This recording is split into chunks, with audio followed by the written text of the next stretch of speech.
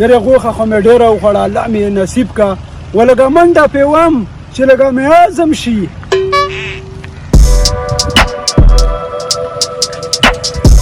څه شی شی به وڅښه واکینګ کوم